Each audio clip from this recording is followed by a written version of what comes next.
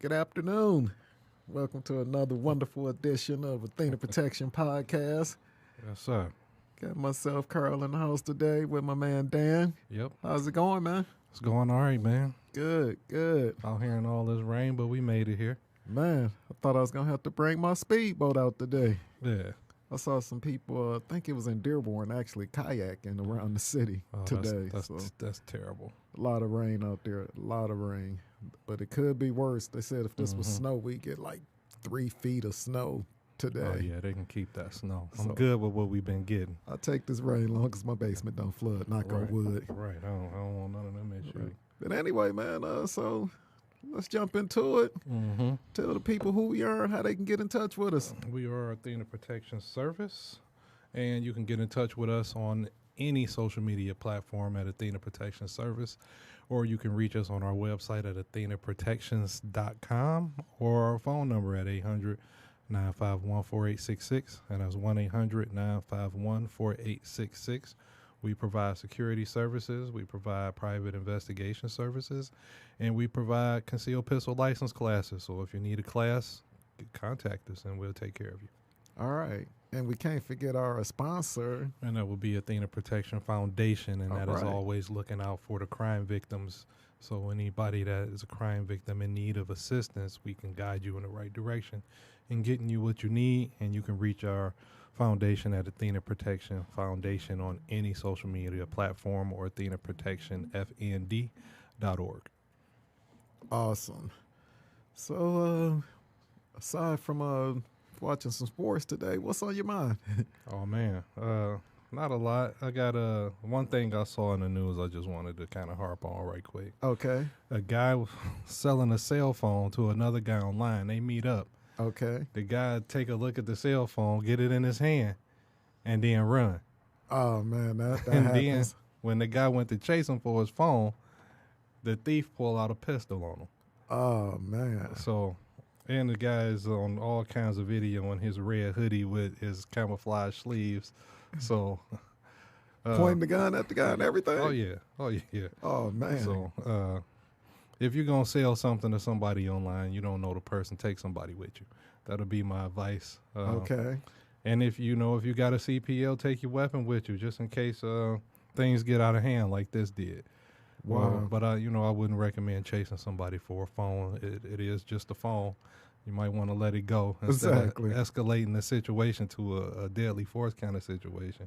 Exactly. So, take somebody with you and, try to mitigate having to get into, a shootout over a phone. Exactly, Don't exactly. present the thief with an opportunity to take something from you. So, if you Something want also, some of the local police stations actually have a Craigslist exchange Right. location, usually right there in front of the police station or Right. even inside of the police station. So Right. something they can also look into.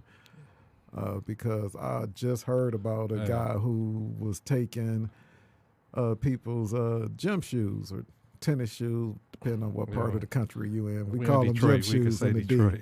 We could say gym shoes So, in Detroit. My man, multiple people, he, told him, yeah, I'll meet up and take those Jordans off your hand, the Yeezys or whatever they were. Right. And he took them off their hands, but he didn't want to give them any money for it. And I think he Right. also pulled the weapon. So, Oh yeah, that police station thing sounds good. so some you can do if you just really concerned, like you said. Yeah, Don't put yourself in a situation where, the item you selling most definitely not worth somebody's life, I guess, when you look at the big scheme of it. yeah, We talk about it all the time in our classes that our goal is to help you be better prepared to defend yourself and others, and deadly force is always the last resort. So, in theory, if you're selling a pair of shoes or a phone, neither one of them over $1,000, so right.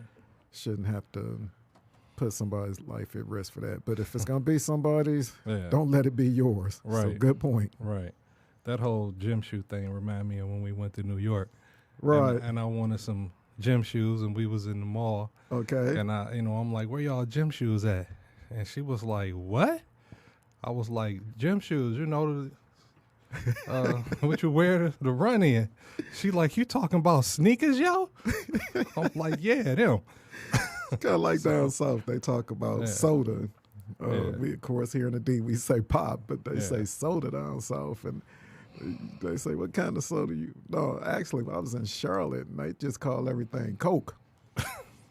So you order Coke, and they say, well, what kind you want? Then you say Sprite or Oh, yeah. whatever. It's like, wow. That's weird. So it was definitely funny. Yeah, that's strange. But anyway, man, what you got over there on the thing you wanted to talk about? So, man, I was looking at an article, and I'm going to pull it back up here in a second, but just talking about here in Michigan, the use of text messaging while driving. Mm-hmm. There's literally a state representative, fairly new. I think she's from Birmingham. I forget her name. Mm-hmm. But she's in the process of pushing a bill that will actually, because right now in the state of Michigan, driving a commercial vehicle, it's illegal for you to be on your mobile device, text messaging, reading emails, anything. You need to be hands-free. Right. So just briefly looking at it, the restriction on talking on the cell phone while driving is going to actually go into law. I know some of the cities, if I'm not mistaken, maybe Troy and a few other cities in the Metro Detroit area, they've already kind of been, not kind of, they've actually came out with that law in those cities where you just can't do it. And I mean, I'm telling you as a driver, man, I'm out there, and for those of you listening, next time you out and about and you think there's a drunk driver in front of you, or you want to think it's some little senior citizen that's just taking it real easy, I can tell you probably 8 out of 10 times when you get up next to that person and look over there, sure as shit, they either on the phone talking to somebody, deep in conversation, or they're in the middle of looking at their device. If they're not trying to get the best shot on Instagram, I won't just say the ladies, but I see a lot of ladies doing that. Or they're trying to text message. And, we've heard it 1,000 times, thousands of times, let me rephrase that. But you just got to stop it, and it's unfortunate it's going to take a law for that, because to me that, not to go down a whole nother street on this topic, but it almost gives authorities another reason to pull you over for what you might consider being profiled or something like that. Yeah. But basically, like I said, the law, be honest with you, I kind of feel like it's needed, like I said, with the amount of concerns that I see out on the road. I'm out there all the time. I actually do a lot of driving for my 9-to-5 job, and being out there on the road, I see tons of people distracted on their phones. And we all know the reports or the statistics as far as, how far you travel in the 3 to 4 seconds. You might look down at your phone at 50, 60 miles an hour. Yeah. Never mind the fact you probably in an SUV or whatever vehicle, running into someone could cause great damage. And then never mind though, with the new law, you're looking at fines and points on your driving record. And I want to say the fines, Texan tickets will run the driver $100 for the first violation and $200 for the second or any other violations. And the cost can increase from what I'm seeing here. So most drivers' Texan violations wouldn't lead to, points. But for this, they're saying, you can get points on your license just for driving in Texan. Come on now. We in Michigan. If your damn car insurance ain't high enough, don't put yourself in the situation to make it worse. Right. Driving in Texan. I feel like I get on my soapbox every week. Yeah, that's all right. But, I myself have tried to text message while driving, and I can't do it. I can't do it comfortably, I should say. Or, you know what, the text message is going to take me so long, I could have pulled over someplace and sent it to you, because it's going to take me probably 5 or 6 miles to say, okay, I'm on the way. Right. Just because I'm a type of O, look up, I'm a type of K, look up again. So, again, it ain't worth it. put the phones down. Now, some vehicles have the capability of where you can get that text message or phone call and do it hands-free, which is way better than actually taking your eyes off of the road. But even with that, limit as much of that as possible, because talking on the phone, it's a distraction when you're driving. Even hands-free, I feel like it's not as big of a difference from actually having the phone up to your hand talking or up to your, versus the hands-free. I still feel like there's the opportunity for distraction, especially if you're having a conversation that could be, that pulls up some type of emotions. Right. You arguing with somebody or overly excited, whatever it is, But I most definitely, in my opinion, being out on the road as much, man, I see a lot of people in heated conversations. Right. So we not online. Yeah, it's not popping up. Okay, hold on. All right.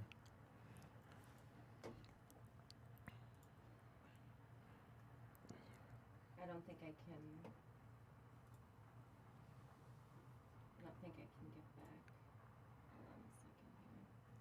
Oh, there we go.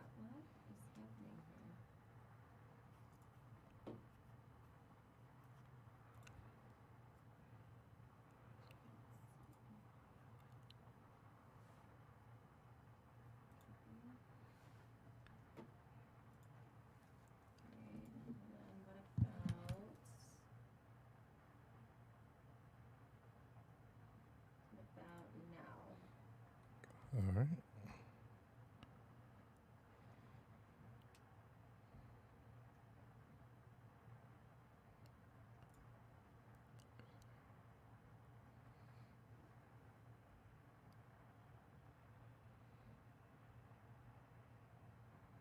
All right, we good now. Okay, sorry about that. I'll have All a right. clip audio too. Okay.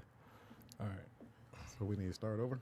I don't. Pick up where you left off at. Oh, okay. Okay. All right. Sorry for those little technical difficulties there. We're back online. Yeah. Thanks to our awesome staff here, our engineer Yeah. at Podcast Detroit. That's why we come here and deal with them. They take care of us here. Yes, they do. So what was you getting ready to talk about, Dan? Man, I was going to talk about us being products of our environment. Okay. And it's criminal Interesting. activity because of where you come from. And I think it's a mixture of things, you know what I mean? So you say, make sure I'm understanding you right, you say being a product of your environment Yes. and being involved with criminal activity. Yes. Okay. So I'm going to talk about myself, right? So I'm going to take you That's back always a good place to start. Yeah. So I'm going to take you back to like 1984, 85-ish, 84, 85, somewhere around there. I committed my first criminal act. Okay. Right, so has the statute of limitations ran out on this? It's ran out on this. This Okay. was a Just petty making crime sure. that I committed. Okay. I was about 4 or 5 years old, right? So Wow. Yeah, I'm thinking about it now. Hopefully you So- weren't committing felonies. So, we go up to Thrifty Scott, for those of you that know, at Dexter and Joy Road. That used to be the spot back in the the 80s. Borgans of Detroit. So Okay. we go to the little store, and I asked my sister for some money because I wanted this pack of Bubblicious. And They had it right eye high for it was a right there, 4-year-old, it right was- at the register. it was right in my face. I had to go. So she like, no, I ain't got nothing extra. I don't know who sent this off Carter to go get it. Okay. So, but I'm like, I'm not leaving out of here without this Bubblicious. You know what I mean? Wow. Like, I need this. Okay. So I had to have it. So I hit the shelf, and I take the Bubblicious, put it in my pocket. We walked back to Carter. Just one pack? You Just didn't I get only none for anybody else? I only got one pack. See, At least you. I was new at this, so Okay. I wasn't all the way in. So we get back on the block, and I'm chewing like a motherfucker. You know what I'm saying? I'm popping bubbles, You blowing bubbles the whole nine, right? and my sister go, "Where the hell you get that gum from?" Now, instead of doing the right thing and being like, "You in trouble, you shouldn't have took it," she like, "If you don't give me none, I'm telling." Okay, wow. So basically, Sound I like gotta- something she would have said too. it was like some kind of extortion because she checked my pockets and took more than one piece. So I thought I had enough for a couple of days. but I ended up with one other piece out the pack, and the rest was spread amongst the others that was there, because we ran in numbers. Okay. So I end up with basically nothing out the pack but 2 pieces of gum, and the rest end up going all the other kids. Well, you had the pieces she was chewing on. Yeah, that one piece, and I had another piece for later. Okay. That was all I had. Okay. So that made me feel like crime don't pay, right there. Wow. So, That's, but that's most definitely an awesome, what they call that, epiphany. yeah. So it was that, and I was thinking about like how coming up I was surrounded by drug dealers and the money, and Okay. the bags of money was all around, and Exactly. we would spend the summer in a crack house, which was a relative's house, and Right. none of this was wrong to me, right? So this just how we get down, this is what we do. Exactly. I count rocks when he need the plate counted, and I count money when he need money counted, and I stir the crack in the pot and all this shit that I should never be doing or knowing how to do. Exactly. But that never intrigued me. So it was probably initially going like to my father's office. Like he had an office space on I remember that. Greenfield and 9 9 Mile. Mile. So he Across had from this the office. Vans building. Yeah. And his name was on the desk, and he was telling this other dude what to do, and I'm like, that looked like something I want to be involved in, you know what I'm saying? And I was Right. always intrigued by that corporate life, more so than the criminal life. But thinking about it, I was having a conversation with somebody, and when you don't have anything, you are likely to resort to crime when there's nothing, like when you have no other options. So I feel like people are susceptible to that. So when there's no jobs really available, minimum wage like $9, who can live off that, Exactly. and you want to make ends meet, is drugs out there available for you to sell, you know what I'm saying? Or it's other acts that you can commit to get money. And then Exactly. you can live off that better than struggling at a job. So my question was like, is it the environment? Is it family? But for me, like I was never encouraged to do anything. You know what I mean? Like anything I ever did was on my own. Okay. Nobody ever suggested, that I do things. It was all, me thinking I needed something extra. And if I could just interject on that, because when I think back when you said, 84, 85, we know here in the Metro Detroit area, that's when the crack really hit this area hard. And, you being the age that you were, when I fast forward and think back to that and think of the age that I was, which was, a little bit older than you are, and the experience I had with that was totally different, because I was at an age where, you wanted to have the nice things.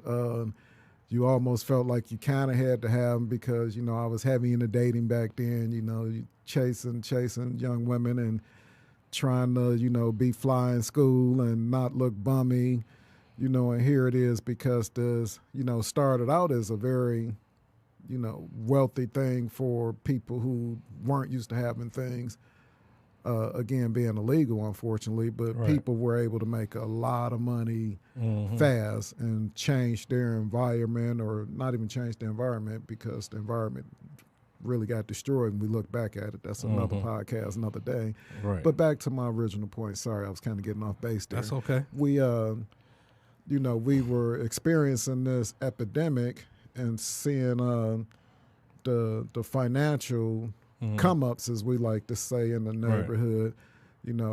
I seen it differently. Unfortunately, at that time, I wasn't seeing any of the people who I already was looking up to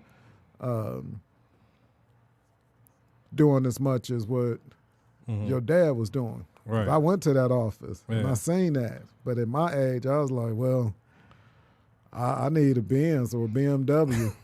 Actually, back then, I'm be honest with you, it wasn't even a Benz or a BMW. I ain't gonna even front. You know what it was back then? And I think one of the rappers made a song about it, man. I wanted a Jimmy.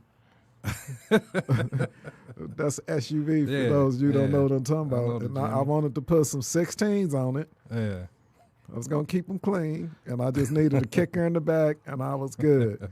So most definitely was due to the environment that I was in and at the level or the age that I was at the time, Right. it was a lot harder, I feel like, for me to turn away from that and look Right. at it. You know, for me, the epiphany or the life-changing moment is after a couple of shootouts, I was like, hey, you know, this ain't cool. You know, Yeah, one of the guys that was with me one time actually picked his hat up and it had a bullet hole through it. Damn. And he thought it just fell off. It got Yeah. shot off his head. So, Damn. you know, Yeah. for me, being in multiple situations like that, I said it's time for a change. Right. And ironically, when we talk about our family, you know, and for those out there in listening land, if you didn't know, Dan and I are cousins, first cousins.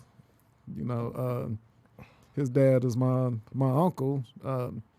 They come from a family of 15 brothers and sisters. Right. And I can honestly say when I look back on it, as we talk about being a victim of the environment, never has any of my uncles been to prison. And for the most part, none of my aunties, same thing. So for you, it was seeing your dad in that office building. Right. Like I say, for me, that didn't do nothing. For Right. me, it was when I actually was watching an All-Star game and seen the city of Charlotte, North Carolina. And at the time, one of our aunties was living there. Yeah. And they showed the skyline as they doing. I seen it, man, that's a beautiful city. I just pictured it being people riding horses. Didn't really have a lot of shoes down there, no concrete roads. Right. You know, a lot of fishing at the pond. And, you know, I didn't know Charlotte was an up-and-coming city as it was. And this was in the early 90s for me. So Right. fast forward about 8 years from what you were talking about, 6 to 7, 8 years. Going down there is what changed it for me and said, hey, it's a different way. Okay. But most definitely had to take myself out of that environment completely in order for me to feel like I feel like a that change. too. Because I think I was probably my most reckless in my teen years. Okay. You know what I'm saying? Listening to Mac Mall. You know, riding in my little Cutlass Sierra. Oh, wow. You know, and doing my little hustle, my little side hustles I had going on, but I had a job too.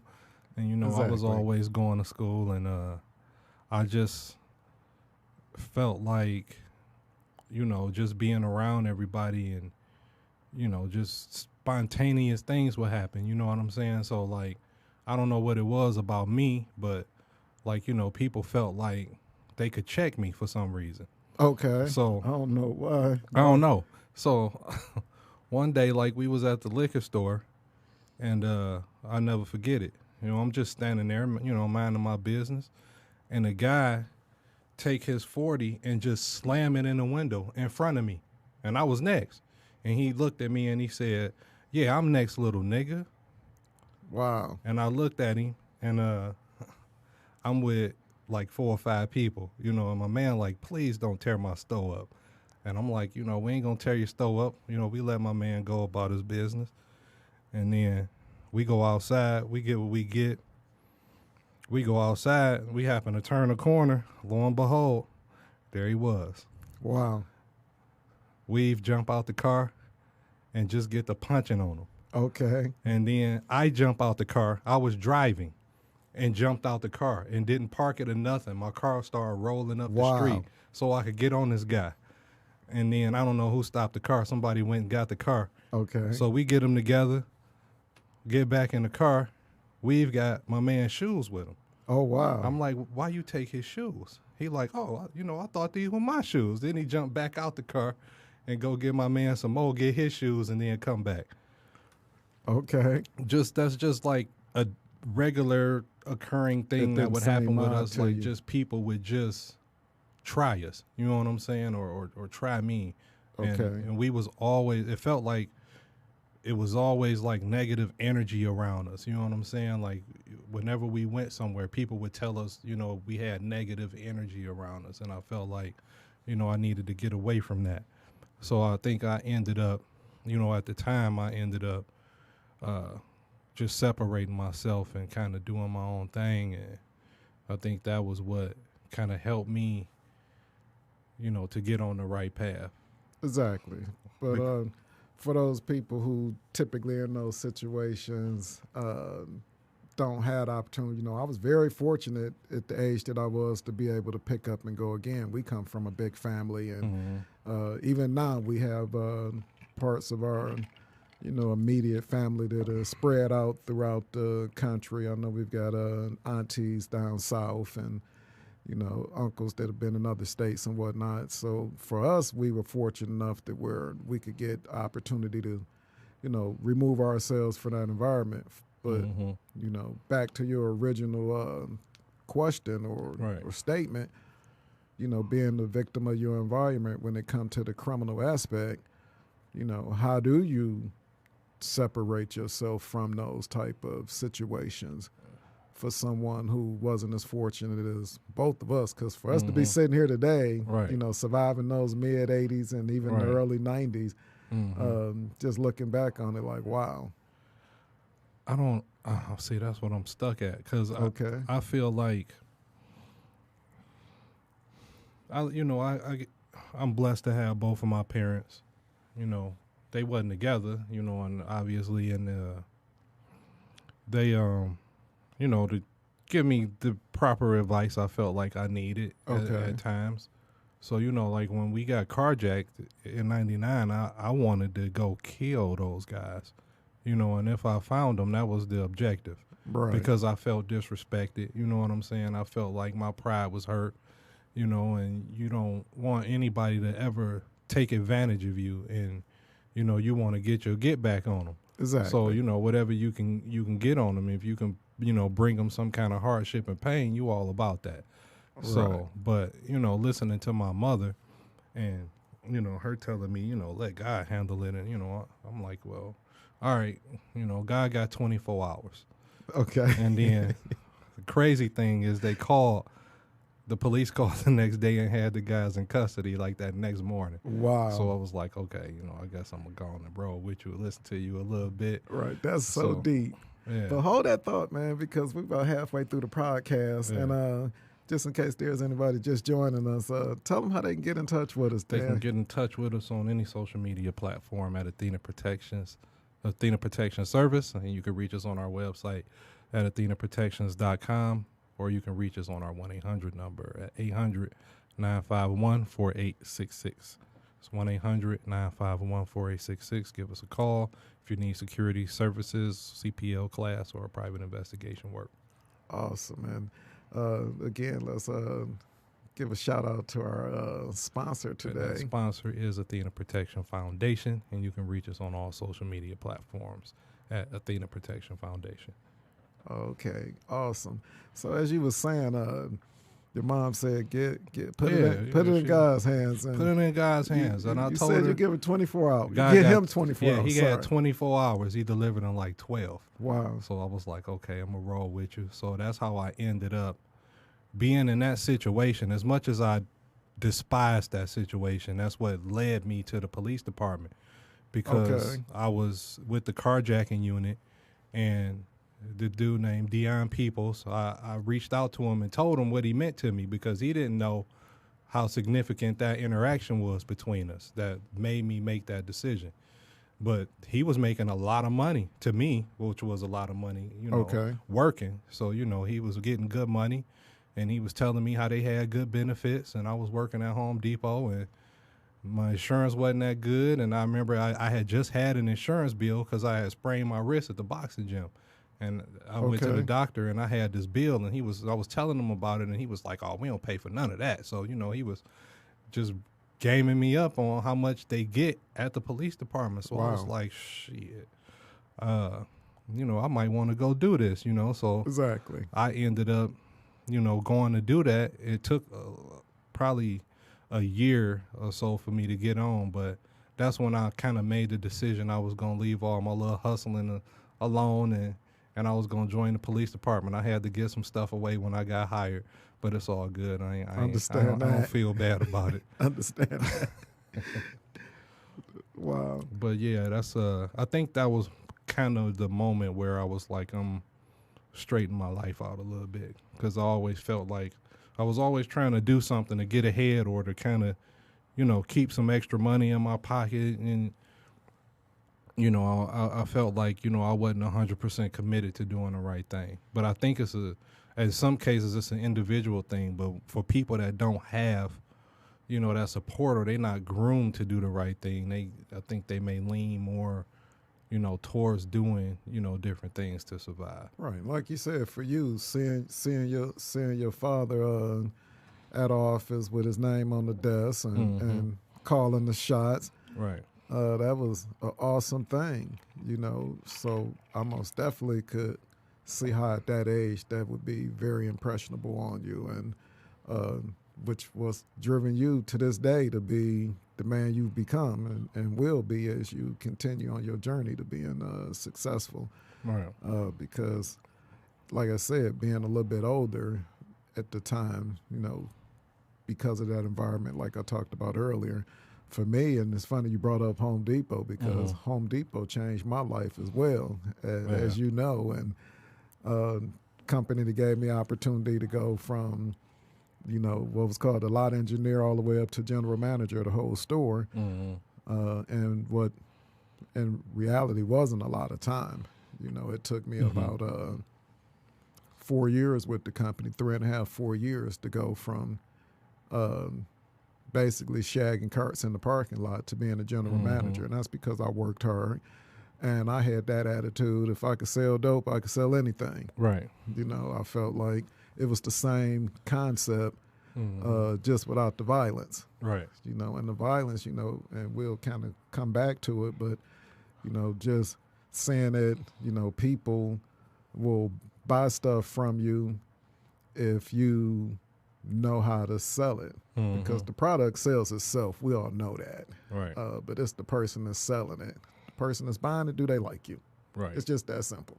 And I think that was really an eye-opener for me, learning how to professionally sell things, which, now I'm 25, almost 30 years into the game of selling stuff legally.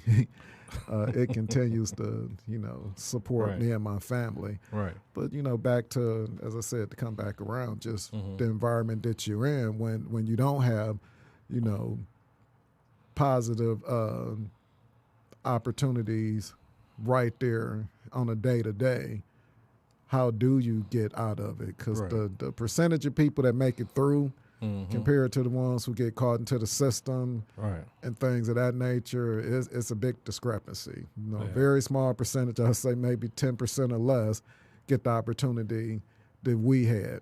But without getting too deep into it, I've heard this quite a bit lately, but it's, was you raised on love or was you just raised on survival?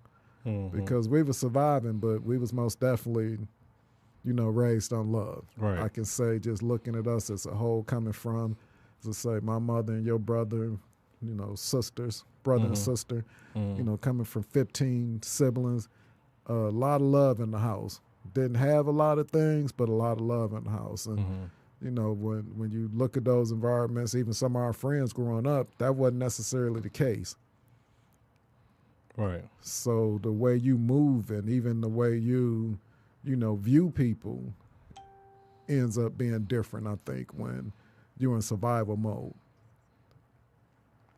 So it most definitely could be something that you have to say, how do we get past that survival mode situation to so many people in those environments where things are being done illegally? Right. How do you get past that?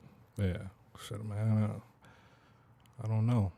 I think as when I went to the police department, it made me, I think, more lenient towards people I saw in the street, kind of doing whatever they felt like they needed to do to survive. Right. Like I don't want to lock you up. I gave a lot of passes. I felt like it was my obligation to give a pass. You know what I'm saying? Because you understand the environment you come from. I know what you're doing.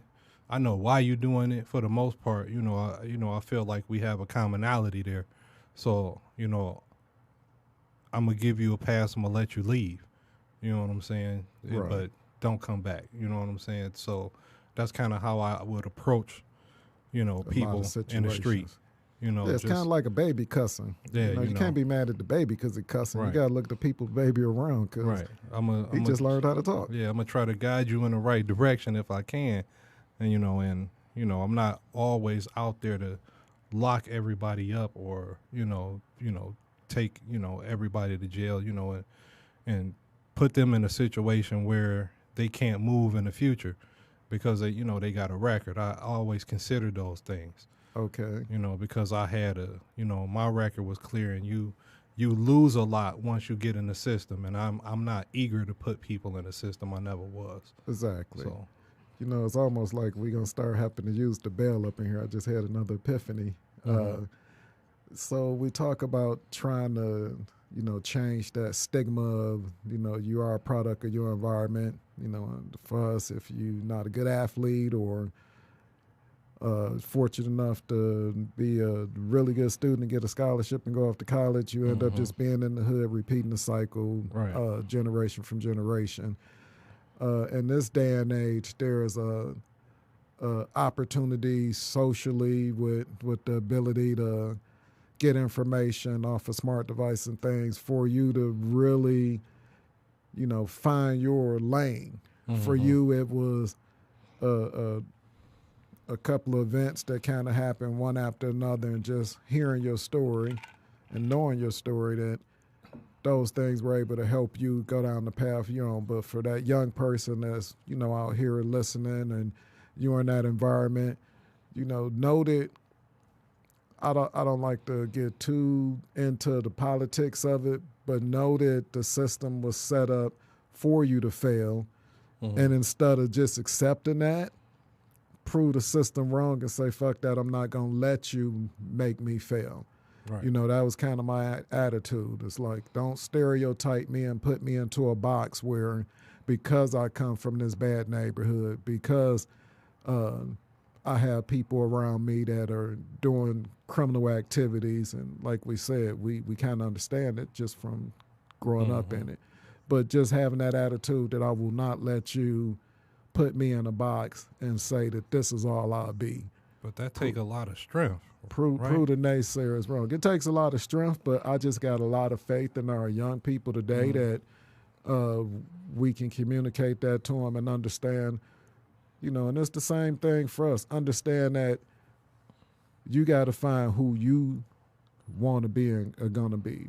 I think too many times in our society, and this is across the board, we see things, talking back to that smart device, we see things on social media that we deem to be true, and we want to follow those, or on the TV, and in reality, those aren't the truth. It's fewer than most that are living like the Kardashians or, some of these other internet or reality TV celebrities. You have to ask yourself, when you're watching these shows and you're so in depth into them, and you think, wow, this great day living. Our media society has just flipped the script on you. Don't let it fool you. They've taken, and they call it reality TV, meaning it's real. It's the same old thing as it was when we was watching Good Times and the Jeffersons. It's just made for TV. Right. And a lot of what people are trying to emulate right now is based off of what they see on social media. For those young people out there that are in those environments, again, I just think you got to really know that a lot of what you're seeing, whether it's the people thugging or whatnot, or trying to represent a certain image, is all just for show. Yeah, I mean, we definitely didn't have the internet influence, but we had neighborhood influences. We had people getting rich off drugs, and we had Rap City. We had Yo on TV Raps. We looking up to these figures, just like people look up to who they look up to today. And, they want those things. And, then we go after those things. Like, you wanted that Jimmy. Like, people want a Benz now, where, they want Yeezys, and they want the vacations, everything. They want YSL and all the name brand things that they can get their hands on. Exactly. But that's not really what it's all about. And it's hard to, how do you get people to understand that, especially in those teenage years when they so impressionable. Like with us, we grew up, at least I grew up in an era where, it was everybody had to be tough. And it was impressionable to be tough. And you had to, fight all the time. And, you had to, do whatever everybody else was doing.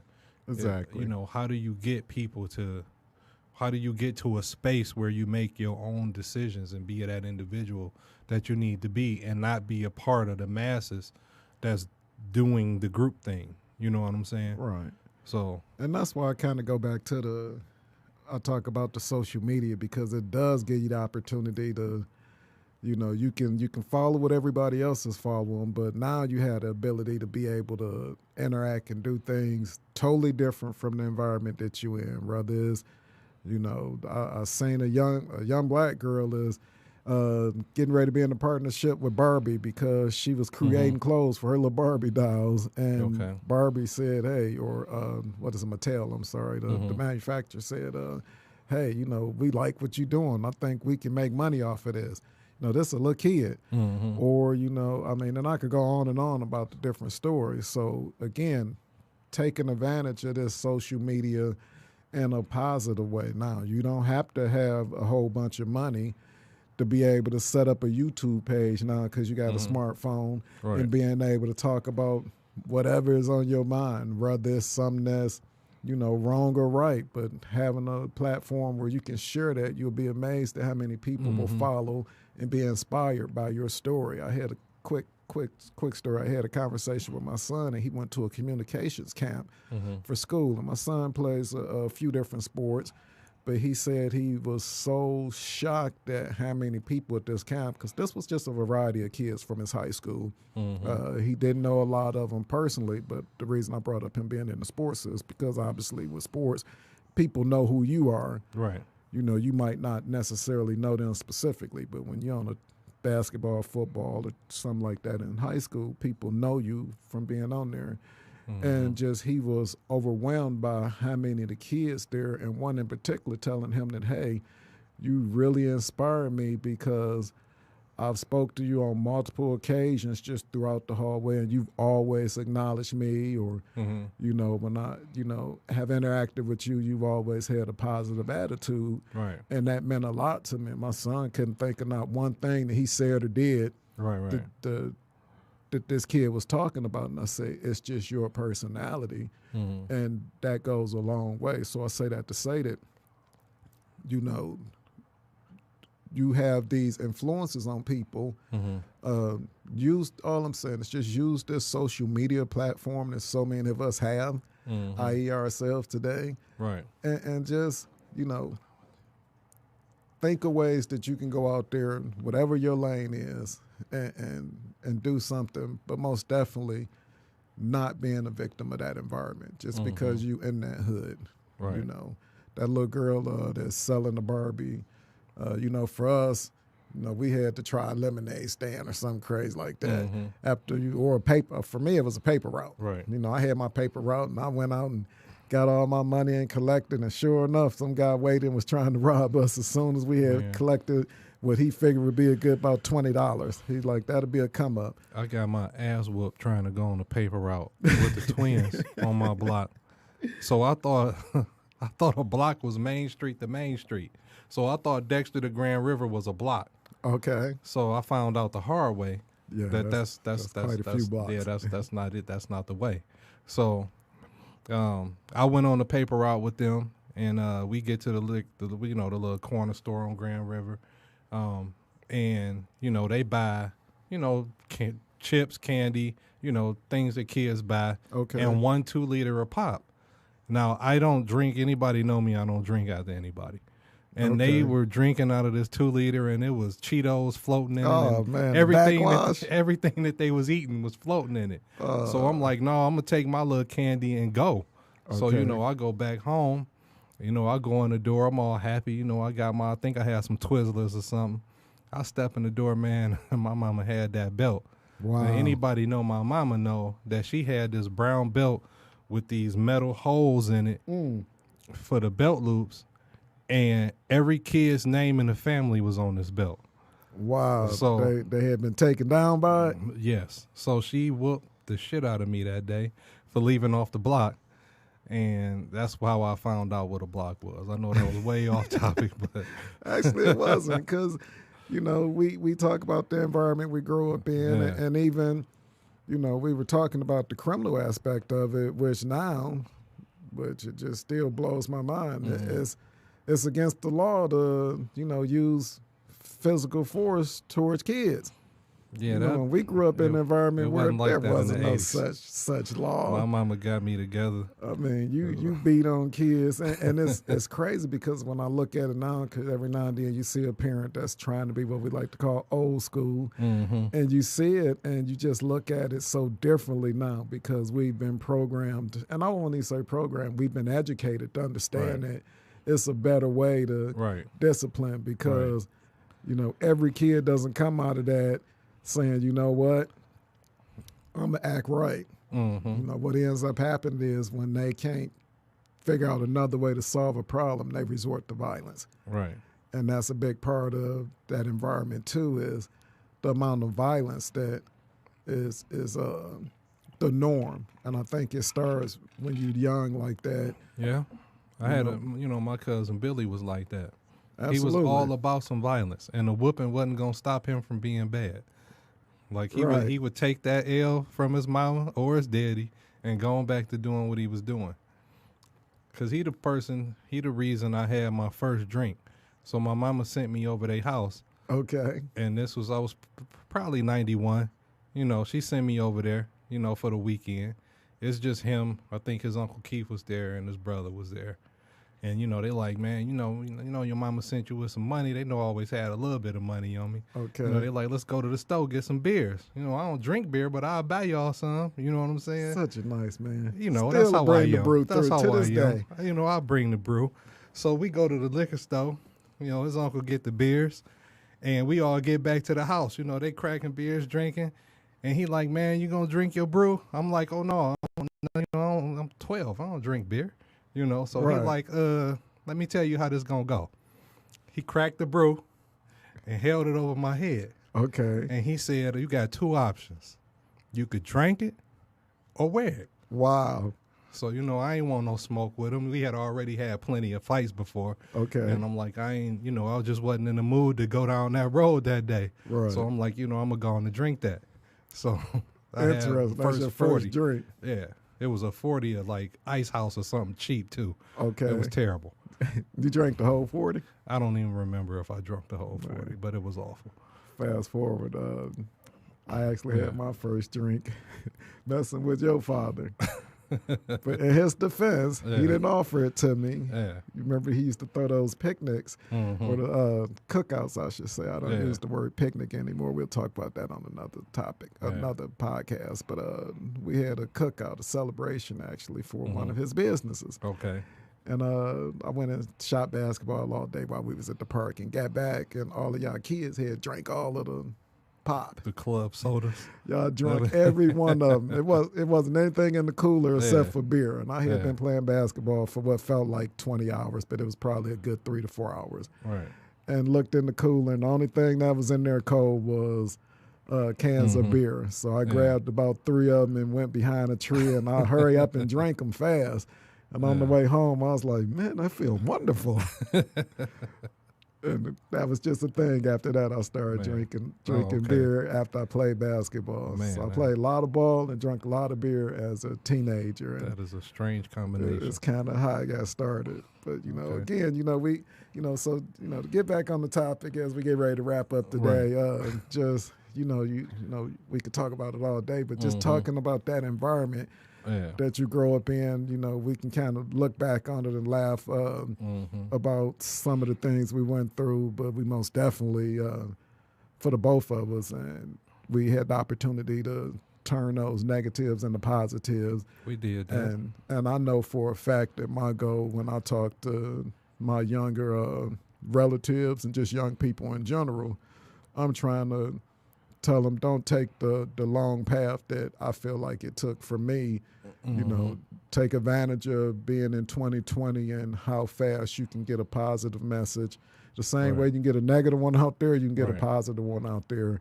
And there's so many things you can do now on the come up. You know, for us coming up, we didn't feel like we had a lot of choices to be successful. We had to fall into a very few categories as far as opportunities to do things, you know, aside from, you know, being an athlete or, you know, we just was happy, if be honest with you, we just happy if we can get in one of the big three. You know, that was to come up for us, you know, work 60 hours a week because you got to get that OT and yeah, you make good money, but you work 60 hours a week. 60 hours a week, you know. To this day, I got friends and family that work in the factories. You don't see them. Yeah. You know, you do see them. They talking about all of the money they making, but man, they work a lot of hours.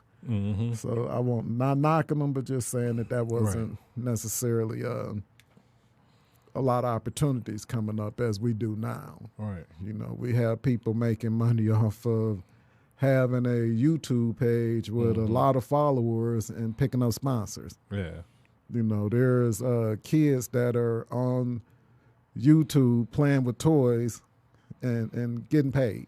Yeah. There are people, young ladies, doing makeup tutorials and getting paid. You know, there's young men who are, you know, aside from getting into the music industry and, like I said, sports and things of that nature, that are taking advantage of being funny and making YouTube pages and, you know, taking it to that next level. I just think of a few people back when they had, what was it, Divine? That now I see them on major TV shows. You know, shout out to Nick Cannon with his Wildin' Out, which I heard he's going to be coming here to the Metro Detroit area for anybody interested in those type of things. But yeah, man, just to wrap up, as I was saying, I really feel like in this era, we have that opportunity to do something differently than being a victim of that environment that you grow up in. Right. Because we always talk about the negative that this social media and these smart devices do. The positive, you know, whatever it is, you know, you take your iPhone, you can create videos, you know. Yeah. It's real easy to get, at least back then, it was easy to get sucked into it and, you know, feel like you had to do you a little hustle and do things so you can make some money. But there's a lot of avenues out there. But I think we got to be consistent in making sure. And it's hard because people got to, you know, at least the younger kids, got to learn and live. You know what I'm saying? Like, we don't want them to do what we did or go through some of those hardships that we went through. But, you know, they have to learn and grow on their own. And they have to have those experiences and that hardship in order to grow. I understood that, you know, a lot of my hardships were some kind of blessing came after the fact. So, you know, I just have to, you know, keep that in mind. And as they learn, and you don't want to see them go through nothing, but when they do, hopefully they learn from it and, you know, they come out better on the other side of it. Absolutely. So, you know, great point, great topic. We both can talk from our experiences that we had growing up. And like you said, in this day and age, we feel like it's different, or it might not be different because they feel that way as teenagers and young people, or just in general in those environments. We have much more opportunity to get out of them faster than we did before. Right. But the biggest point is getting people to understand when you are dealing with people in those environments, dig a little deeper. Right. You know, the last thing I'll say closing out is when someone does something to you, before you just react to exactly what was done, especially when it's your friends, family, and coworkers, before you, as we like to say, snap, really try to understand, why would this person feel and think like that? I know we touched on it briefly, being raised on love versus survival. Those are the type of things that make people act the way they do sometimes. So, again, it's kind of like the baby cussing. Don't be so appalled at the baby cussing. Be mad at who the baby learned that from. Right. You know, so if I can close on anything is, don't get mad at a baby that cuss. Okay. All right, But hey, man. man, as we end here today, once again, Mm-hmm. it's always a joy to Yeah. spend some time with you and Right. talk about the topics. Yeah. Want to shout out Podcast Detroit for Right. always having us, and once again, Athena Protection. Yep, and Look us up. thank you for everybody sitting in this group I'm looking at for Okay. listening and listening to what we had to say and to tell our stories and things Absolutely. like that. And And we always welcome people. If somebody want to come and sit and talk with us, y'all more than welcome to come and have a seat at the table. I'm telling you, you'll love it. And just real quick, next week, hopefully we got some really good stuff we're going to be talking about. We got a guest that we're trying to get in the studio next week. So if you just recently started watching us, like I said, check us out on the social media. Hit that like button as well as the share button. But most definitely look for some of our upcoming podcasts. We're only getting better at this, guys. Right. We'll see you next week. All right.